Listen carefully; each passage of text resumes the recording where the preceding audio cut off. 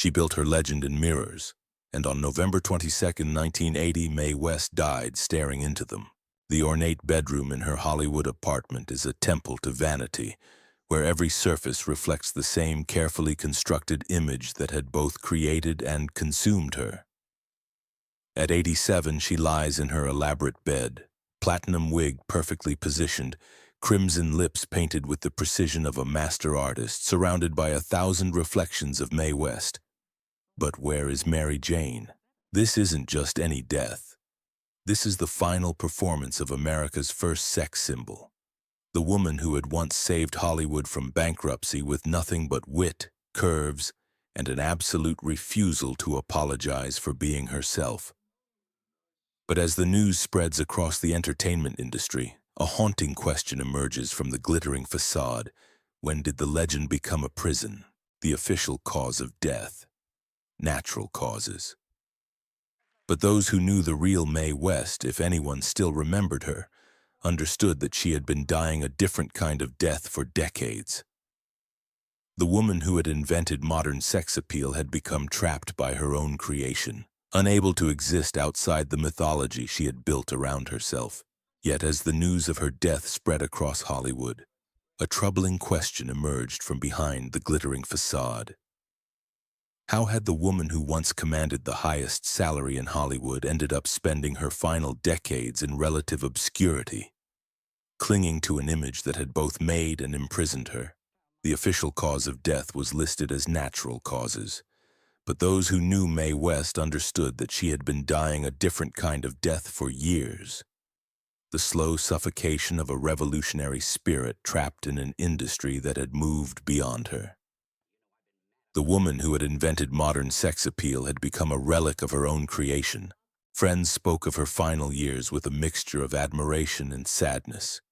She had continued to live in the past, surrounding herself with photographs from her glory days, replaying old movies and insisting that she was still the Mae West the world remembered. But behind the carefully maintained facade was a woman grappling with the cruelest reality of fame: irrelevance. Was this really a peaceful death of an entertainment legend? Or the final act of a woman who had been slowly erased by the very industry she had helped create? The answer lay buried beneath layers of platinum curls, scarlet lipstick, and carefully constructed mythology. But to understand how it all ended, we must first understand how the legend of Mae West was born. August 17, 1893. Brooklyn, New York, in a cramped tenement building where summer heat rises from cracked pavements like prayers from the desperate, a baby's cry cuts through the suffocating air. The walls are paper-thin, the windows face a brick wall, and the sounds of horse-drawn carriages clatter endlessly below. But in this maze of human struggle, something extraordinary is stirring. Mary Jane West, not yet Mae, not yet a legend, not yet a prisoner of her own making, takes her first breath in a world that has no place for the woman she will become. Her mother, Matilda, holds her close while her father, John, a faded prizefighter, stares out the window at the Brooklyn streets where dreams go to die. But even in this modest tenement room, the first mirror appears. A cracked hand mirror on the dresser that reflects the face of a baby who seems to understand even then that she is destined for more than this. The prison of the legend begins with the simple act of recognition. This child knows she is different. By age 5, Mary Jane has already begun the transformation into Mae. She performs in local theaters, her blonde curls bouncing as she moves with a confidence that seems impossible for someone so young. The audiences roar not just at her talent, but at her absolute certainty that she belongs on that stage. She has found her first audience, and her first set of mirrors in their admiring eyes. Her father, John West, was a prizefighter whose best days were behind him by the time Mae was born. Her mother, Matilda, had dreams of her own that had been deferred by marriage and motherhood. But Mae would be different. From her earliest memories, she understood that she was destined for something larger than the narrow confines of Brooklyn tenement life. At age 5, Mae was already performing amateur night at local theaters. her blonde curls bouncing as she sang and danced with a confidence that seemed impossible for someone so young. The audience would roar with laughter and applause, not just at her talent but at her sheer audacity. Here was a child who moved like a woman, who winked like she understood secrets that adults were still learning. By 7, Mae had entered the world of professional vaudeville, where she learned the rhythms and timing that would define her entire career. But more importantly, she learned how to read an audience, how to give them exactly what they wanted while maintaining complete control over what she was willing to give. It was a skill that would serve her well in the battles to come. The vaudeville circuit was rough, unforgiving, and dominated by men who saw young female performers as disposable commodities. But Mae was never disposable. She had something that couldn't be taught or replicated, a natural understanding of her own power and an absolute refusal to let anyone diminish it. Her stage persona began to emerge during these early years, a carefully crafted combination of innocent flirtation and knowing sophistication. She would bat her eyelashes while delivering lines that pushed the boundaries of acceptable entertainment. Audiences were never quite sure if they were watching a child playing at being an adult or a woman trapped in a child's body. Could their early childhood experiences have laid the foundation for later triumphs or tragedies? For Mae West, the answer was undeniably yes. Those formative years in Brooklyn vaudeville houses taught her that survival meant spectacle, that power came from being underestimated, and that the line between entertainment and scandal was exactly where she wanted to live. As she entered her teenage years, Mae had already developed the philosophy that would guide her entire life. If you were going to be talked about anyway, you might as well give them something worth talking about. The girl who had learned to command attention in the rowdy theaters of Brooklyn was about to take her act to Broadway, and from there, to the world. By 1911, Mae West had transformed herself from Brooklyn vaudeville performer to Broadway sensation. But the journey was far from smooth. At 18, she possessed a dangerous combination of raw talent, unlimited ambition, and complete disregard for the social conventions that constrained other women of her era. Her breakthrough came with a calculated risk that would set the pattern for her entire career. Frustrated with the limited roles available to young actresses, Mae decided to create her own material. She wrote, produced, and starred in a series of stage revues that pushed every boundary of acceptable entertainment. Her performances were electric, filled with double entendres that sailed over the heads of censors while landing squarely in the consciousness of audiences. The theater district buzzes with scandal and electricity. Inside a modest playhouse, the stage lights blaze white-hot as Mae West takes her bow in her self-written play, Sex.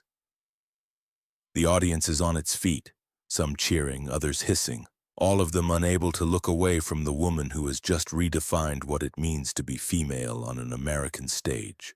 But outside, the sound of heavy boots on pavement cuts through the applause. Police officers in dark uniforms march toward the theater doors like an army of moral righteousness. Their faces are grim, their orders clear. Arrest everyone involved in this assault on public decency. The raid happens with cinematic precision. Doors burst open, officers flood the aisles, and suddenly Mae West, the woman who has spent her entire career controlling every aspect of her image, finds herself in handcuffs. But here's the thing that will define her forever. As the cold metal closes around her wrists, Mae doesn't flinch. She smiles. The photograph that appears in newspapers the next day captures everything about Mae West in a single frame. A woman in custody, but somehow still in control. The legend is being born in this moment of apparent defeat, and Mae understands something her critics don't. Sometimes the best way to win is to make your punishment look like a victory. She had created Mae West, the character. Now Mae West, the character, was beginning to consume Mary Jane West, the person. The prison bars weren't just around her wrists, they were starting to form around her very identity.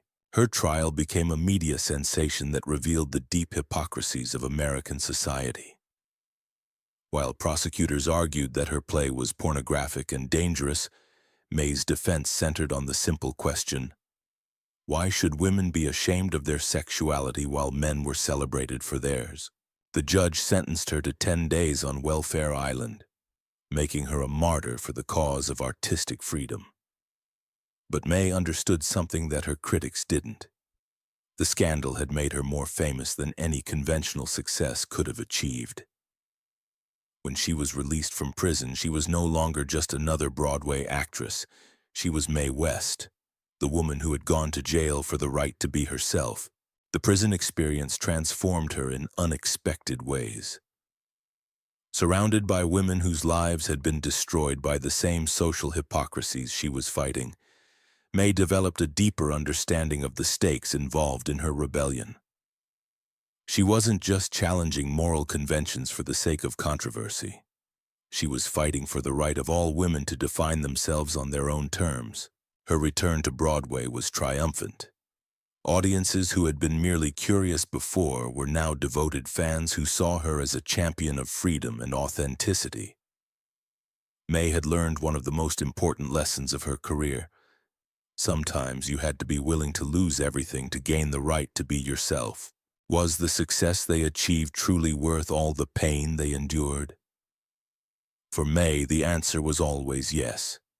The pain of scandal, the humiliation of arrest, the constant battles with censors, all of it was worth the price of artistic freedom and self-determination. As the 1920s drew to a close, Mae West stood at the pinnacle of Broadway success. She had proven that a woman could write her own roles, control her own image, and succeed on her own terms. But her greatest challenge, and her greatest triumph, was still ahead of her. Hollywood was calling, and Mae West was about to revolutionize an entire industry. February 1933. The Paramount Theater lobby is a sea of humanity, bodies pressed against bodies as hundreds of people push toward the box office. Above them, in blazing neon letters 6 feet tall, the sign reads, "Mae West tonight, she done him wrong." The excitement is electric, dangerous, as if everyone understands they're about to witness something that will change everything. Inside the darkened theater, the projector flickers to life, and suddenly Mae West fills the screen like a force of nature. She leans against the bar in her saloon, every movement calculated for maximum impact, and delivers the line that will follow her for eternity. "Why don't you come up sometime and see me?" But it's not just the words. It's the way she owns the space around her. The way she makes every other character revolve in her orbit like planets around the sun. This isn't just entertainment. This is revolution disguised as escapism. In the Paramount executive offices, men in expensive suits watch box office reports with barely contained amazement. The studio that was weeks away from bankruptcy is suddenly printing money. Mae West hasn't just saved Paramount Pictures. She has redefined what American cinema can be. But in her dressing room after the premiere, Mae sits before a vanity mirror bordered by bright lights, slowly removing her makeup. For just a moment in the reflection, we glimpse Mary Jane West, tired, uncertain, already beginning to understand that she has created something she might not be able to control. The legend is becoming stronger than the person who created it. The studio executives who hired her were gambling with their last chips. They had watched Mae's Broadway success with a mixture of admiration and terror, knowing that her brand of entertainment could either revitalize their failing studio or destroy what remained of their reputation. But with nothing left to lose, they decided to let Mae West be Mae West. Her first film, She'd Done Him Wrong, was shot on a minimal budget with sets left over from other productions. But what Mae brought to the screen was something Hollywood had never seen before. A woman who was completely in control of her own sexuality, who delivered innuendo with the precision of a surgeon and the timing of a master comedian. The film's most famous scene would become one of the defining moments in cinema history. Mae, playing Lady Lou, leans against a bar and delivers the line that would follow her for the rest of her life. "Why don't you come up sometime and see me?" The way she says it, with a voice like honey poured over velvet, with eyes that promise secrets and adventures, transforms a simple invitation into pure cinematic magic. But it wasn't just the delivery that made the moment revolutionary. It was the power dynamic. In a Hollywood where women were typically objects of desire rather than subjects of their own stories, Mae had created a character who was absolutely in control. She chose her lovers, set her terms, and never apologized for her appetites. The film was released in February 1933 to lines around the block. Audiences had been starved for entertainment during the darkest days of the Depression, and Mae West delivered exactly what they needed: glamour, humor, and the vicarious thrill of watching someone who refused to be defeated by circumstance. More importantly, She Done Him Wrong single-handedly saved Paramount Pictures from bankruptcy. The studio that had been on the verge of collapse suddenly found itself with the biggest box office sensation of the year. Mae West had accomplished what teams of executives and producers couldn't. She had given people a reason to go to the movies again. Her follow-up film, I'm No Angel, was an even bigger success. Mae played Tira, a carnival performer who climbs her way to respectability through a combination of wit, sex appeal, and absolute fearlessness. The film's tagline, "The picture that will be the talk of the town," proved prophetic as Mae's provocative performance dominated headlines across America. But success in Hollywood came with a price that Mae was only beginning to understand. The same qualities that made her revolutionary also made her dangerous to an industry built on controlling and commodifying female sexuality. Studio heads who had celebrated her box office success began to worry about the precedent she was setting. Behind all that glamour, was there an unbearable loneliness that nobody saw? The answer was more complex than her adoring fans could have imagined. Mae had achieved everything she had dreamed of: fame, fortune, creative control. But she was discovering that success in Hollywood was a double-edged sword that could cut as deeply as it elevated. As 1933 drew to a close, Mae West stood at the absolute pinnacle of Hollywood success. She was the highest-paid woman in America. Her films were breaking box office records, and her influence on fashion and culture was undeniable. But dark clouds were gathering on the horizon as moral crusaders and censorship advocates prepared to take aim at the woman who had dared to challenge every rule in the book. July 1934. The Paramount Executive Conference Room feels like a courtroom. Around a mahogany table sit men in dark suits, their faces grave as undertakers. In their hands are Mae's scripts, but now they're covered in red marks, slashes through dialogue, entire scenes crossed out, the very essence of Mae West being systematically erased by bureaucratic red pens. The motion picture production code has arrived with the force of moral crusade. Every double entendre that made Mae famous is now forbidden. Every moment of female empowerment is rewritten as moral redemption. The wit that saved Paramount from bankruptcy is being sacrificed on the altar of public respectability. Mae sits at the head of the table, her smile as cold and sharp as a blade. She watches these men who owe their careers to her success, methodically destroying everything that made her revolutionary. The irony isn't lost on her. The same industry she saved is now trying to erase her. "They say I'm too much," she tells a reporter later, her voice carrying the weight of growing bitterness. "I say they're not enough." But the truth is more complex than her defiant public statements suggest. For the first time in her career, Mae West is being told she cannot be Mae West. The character she created to liberate herself is becoming the prison that will eventually consume her. The mirrors that once reflected her power now show only the image that others demand she maintain. The controversy reached a fever pitch when Catholic bishops across the country began denouncing Mae from their pulpits, describing her as a corrupting influence on American youth. Letters poured into Paramount Pictures demanding that she be dropped from the studio roster. Politicians made speeches about the need to protect American families from the moral pollution of Hollywood, but Mae refused to back down. In interviews, she defended her work with a combination of wit and defiance that only intensified the controversy. "They say I'm too much," she told one reporter. "I say they're not enough." When asked about the criticism from religious leaders, she responded with characteristic humor. "I believe in censorship. I made a fortune out of it." The battle lines were drawn clearly. On one side stood Mae West and her supporters, who argued that adults should be free to choose their own entertainment and that women had the right to be portrayed as complete human beings with their own desires and agency.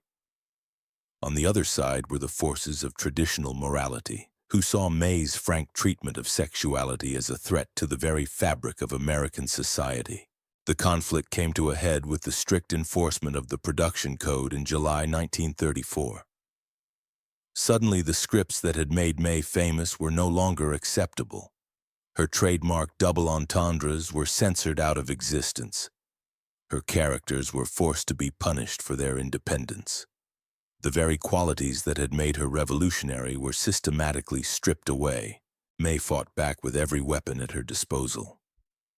She hired teams of writers to help her craft dialogue that could sneak past the censors. She developed elaborate schemes to embed her trademark wit in seemingly innocent lines.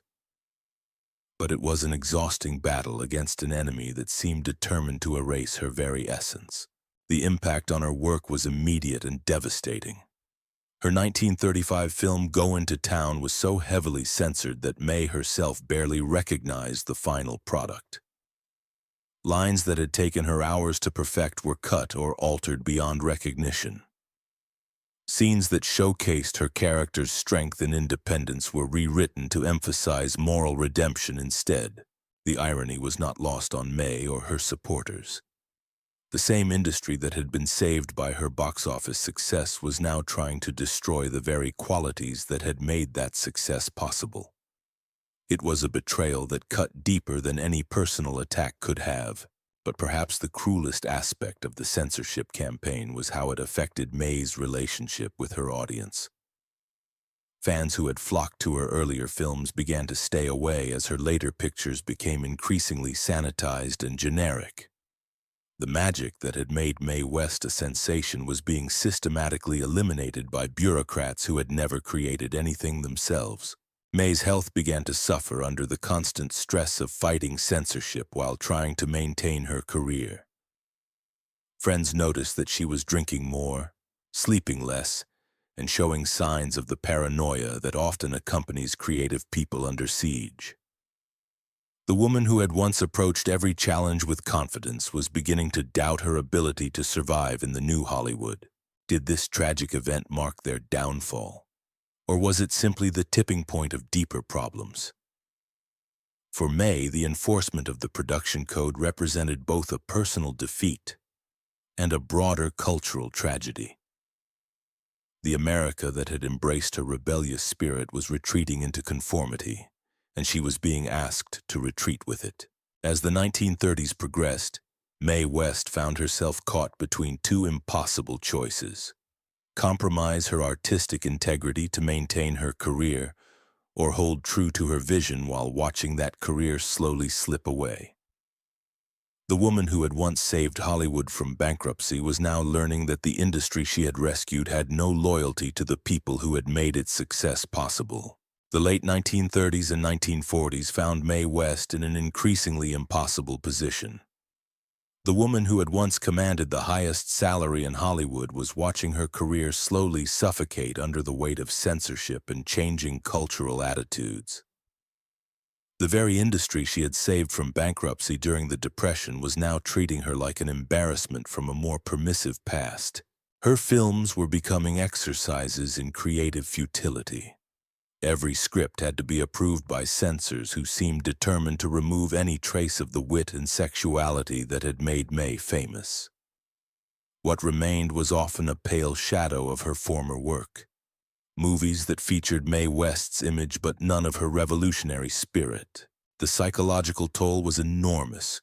Mae had built her entire identity around being uncompromising, around refusing to let anyone else define her or limit her expression. But now she was faced with a choice between artistic suicide and career death. Either she could continue making neutered versions of Mae West pictures, or she could maintain her integrity and watch her career disappear entirely. She chose a third option that was perhaps more devastating than either alternative. She began to retreat from the public eye while clinging desperately to her past glory. Mae started spending more time in her lavishly decorated apartment, surrounded by photographs and memorabilia from her peak years. She would hold court for reporters and fans, regaling them with stories from her heyday while insisting that she was still the same woman who had scandalized America. But the isolation was taking its toll. Friends noticed that Mae was becoming increasingly eccentric, surrounding herself with yes-men who reinforced her belief that the world simply wasn't ready for her again. She would spend hours preparing for public appearances that never materialized, maintaining the illusion that her comeback was always just around the corner. Her personal relationships suffered as well. The men who had once been drawn to her confidence and independence now found themselves dealing with a woman who was increasingly focused on maintaining an image rather than living authentically. Her famous wit became more forced, her legendary confidence more brittle. The entertainment industry was moving on without her. A new generation of actresses was emerging, women like Bette Davis and Katharine Hepburn who were finding ways to be strong and independent within the constraints of the production code. But Mae couldn't adapt. Her entire persona was built on transgression, and without the ability to shock and challenge, she didn't know who she was supposed to be. Her attempts at comeback were painful to witness.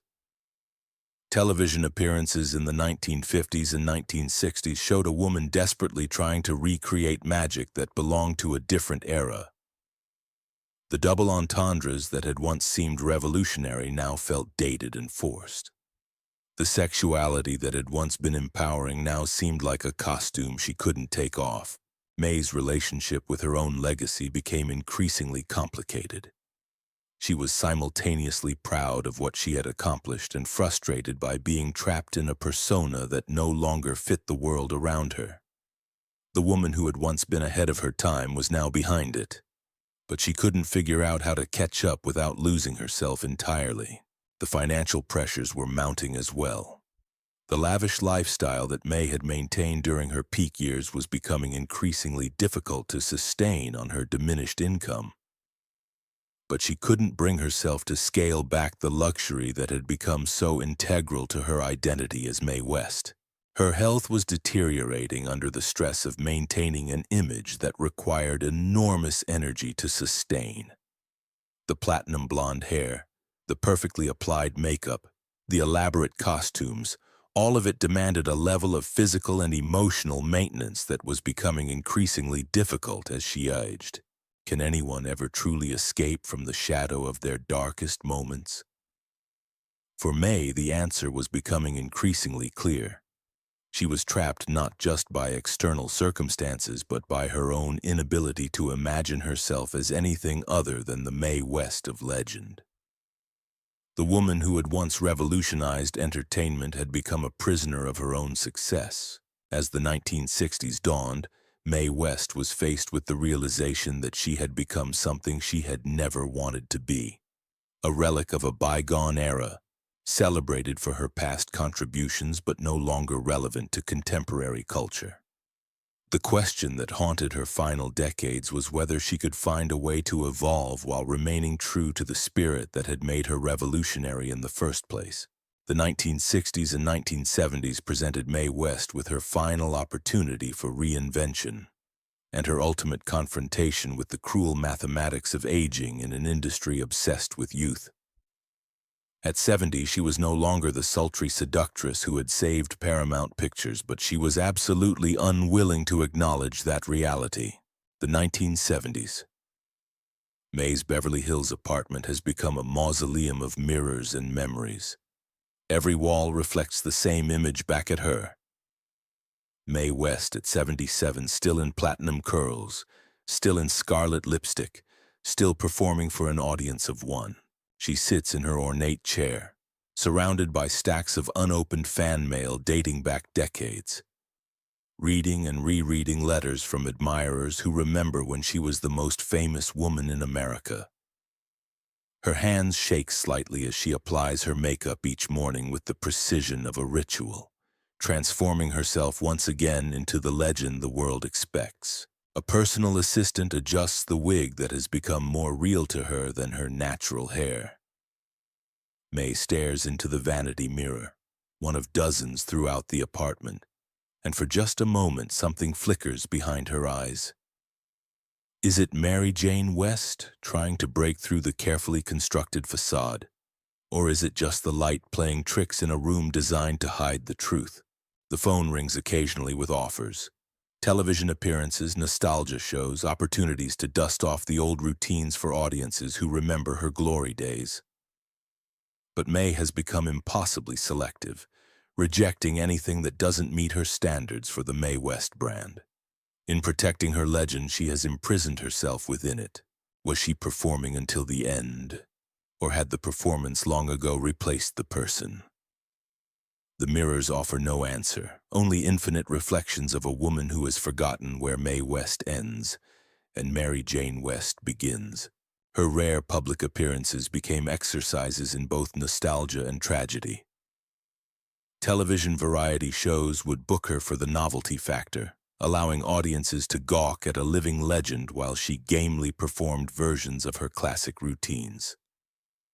But the magic was gone, replaced by something that felt more like a museum exhibition than live entertainment. The entertainment industry treated her with the kind of respectful condescension reserved for has-beens who had once been important. Young actors and directors would pay courtesy visits to her apartment, listening politely as she recounted stories from an era they knew only from film school classes. They saw her as a fascinating relic rather than a living artist. Mae's last serious attempt at a comeback came in 1970 with the film Myra Breckenridge, where she played a Hollywood agent opposite Raquel Welch. The movie was intended to be a comeback vehicle that would prove Mae West was still relevant to contemporary audiences. Instead, it became a devastating reminder of how completely the world had moved beyond her. The film was a critical and commercial disaster that exposed the fundamental problem with Mae's approach to aging. She was trying to recreate a persona that had been revolutionary in 1933 but seemed anachronistic in 1970. The sexual liberation movement had embraced ideas that Mae had pioneered decades earlier, but they had evolved far beyond her original formulation. Her health was declining rapidly, though she refused to acknowledge it publicly. The woman who had once commanded stages with boundless energy was now struggling with basic mobility, but she continued to insist on wearing her signature high heels and elaborate gowns, even when it became dangerous for her to do so. The loneliness of her final years was perhaps the cruelest irony of all.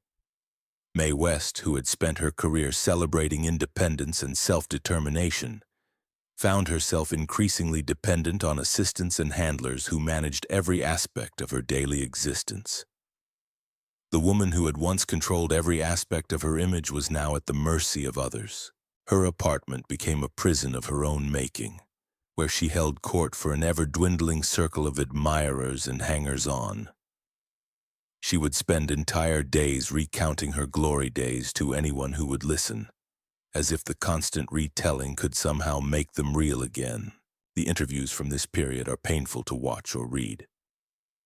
Mae would insist that she was still the same woman who had scandalized America, that she was constantly receiving offers for new projects, that her comeback was imminent. But her eyes betrayed a growing awareness that she was lying to herself as much as to her audience.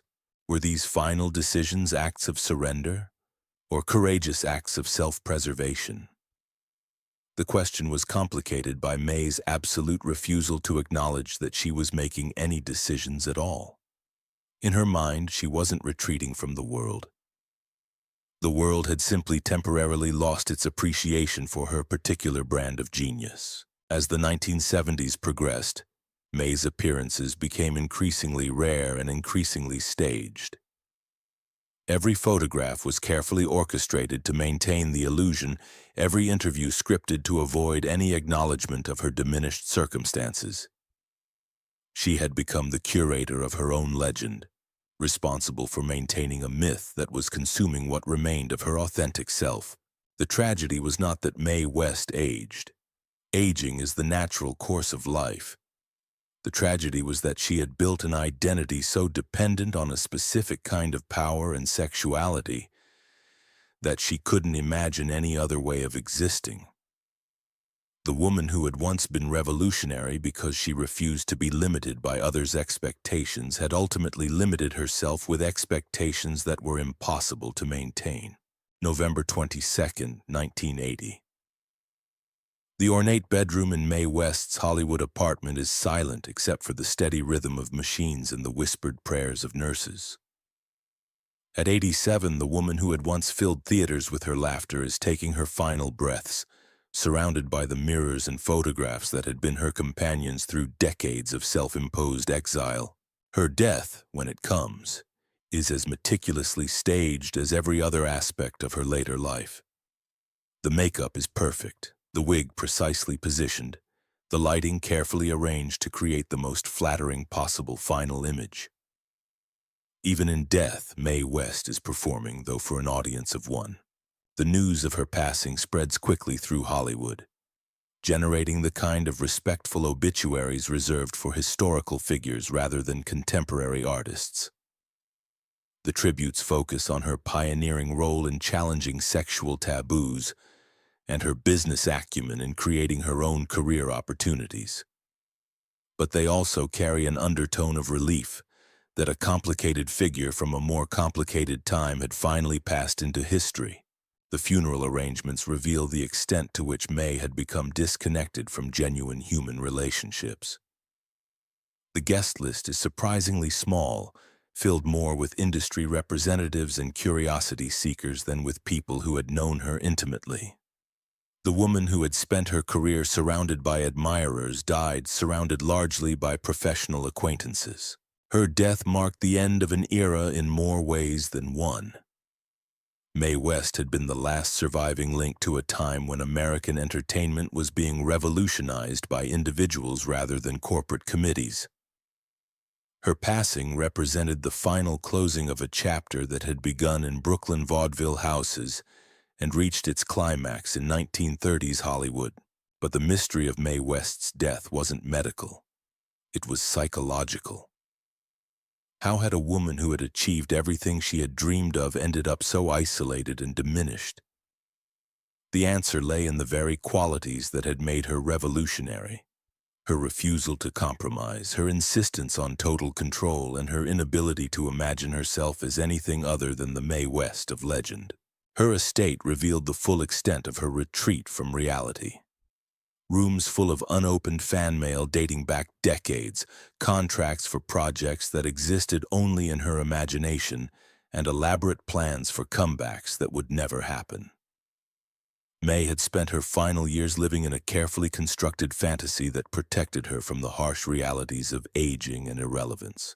The investigation into her estate also revealed the financial cost of maintaining the Mae West myth. Despite earning enormous sums during her peak years, she had spent almost everything on maintaining the lifestyle and image that she believed was essential to her identity. The woman who had once been one of the highest-paid entertainers in America died with relatively modest assets. Perhaps most tragically, her papers revealed the extent to which she had continued to receive offers for projects throughout her later years. Offers that she had rejected because they didn't meet her standards for the Mae West brand. In her determination to protect her legacy, she had denied herself opportunities for genuine creative fulfillment and authentic human connection. The conspiracy theories that emerged after her death were different from those surrounding other entertainment figures. Rather than focusing on mysterious circumstances or hidden enemies, they centered on the question of whether Mae West had been systematically erased by an industry that found her embarrassing. The evidence suggested that her exile from Hollywood had been largely self-imposed, but that the industry had been complicit in allowing her to disappear. Was their death as straightforward as reported, or were powerful hidden forces involved? In Mae's case, the hidden forces weren't external conspirators but internal demons. The impossible standards she had set for herself and her inability to evolve beyond the image that had both created and ultimately destroyed her. Her influence on American culture was undeniable and lasting. Every actress who took control of her own image, every comedian who used sexuality as a source of power rather than victimization, every entertainer who insisted on creative control over their work was building on foundations that Mae West had established. But that influence came at a personal cost that was only fully apparent after her death.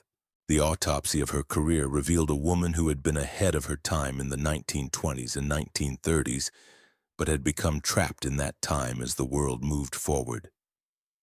She had pioneered attitudes toward female sexuality and independence that would later be embraced by feminists. But she had been unable to evolve those ideas as society changed. What hidden secrets might still remain untold behind their public image? Mae West's deepest secret was perhaps the simplest and most human one of all.